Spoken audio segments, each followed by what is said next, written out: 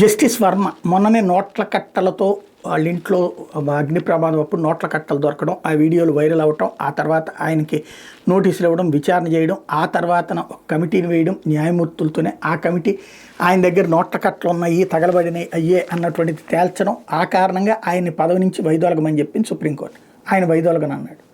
తీసేసే అధికారం నియమించిన సుప్రీంకోర్టు కొలీజియానికి లేదు, సుప్రీంకోర్టుకి లేదు, హైకోర్టుకి లేదు. ఒకసారి చేర్చడమే తప్పించి తీసేసే అధికారం లేదు. ఇంతకుముందు కూడా తప్పు చేసినటువంటి న్యాయమూర్తులు ఏమీ చేయలేక చివరికి వాళ్ళకి పోస్టింగ్ ఇవ్వకుండా పక్కన పెట్టినటువంటి పరిస్థితి ఉంది. ఇప్పుడు వర్మ విషయంలో ఇంకొక కొత్త స్టెప్ ఏంటయ్యా అంటే, భారత ప్రభుత్వానికి ప్రధానమంత్రికి పంపించినటువంటి మెసేజ్లో మీరే ఆయన మీదన ఏదైతే పార్లమెంట్లో తీసుకొచ్చి ఆయన తొలగించండి, అభిశంసనకి చేయండి అని అడుగుతున్నారు. అంటే అభిశంసన చేయడం అనేది పార్లమెంట్లో ఏ చట్టం చేయాలన్నదో ప్రభుత్వం యొక్క ఇష్టం. అది చెప్పే అధికారం న్యాయస్థానానికి లేదు.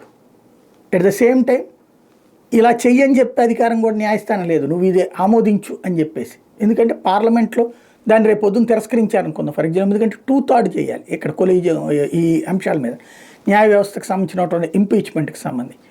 ఒకవేళ ఒకళ్ళు కాదంటే అప్పుడు ఆయన కంటిన్యూ అయితే రాజ్యాంగపరంగా ఇచ్చినటువంటి పవర్ పోతుంది. వాస్తవంగా ఒక పెద్ద రాజ్యాంగ మౌలిక ప్రశ్న రేకెత్తినట్టయింది.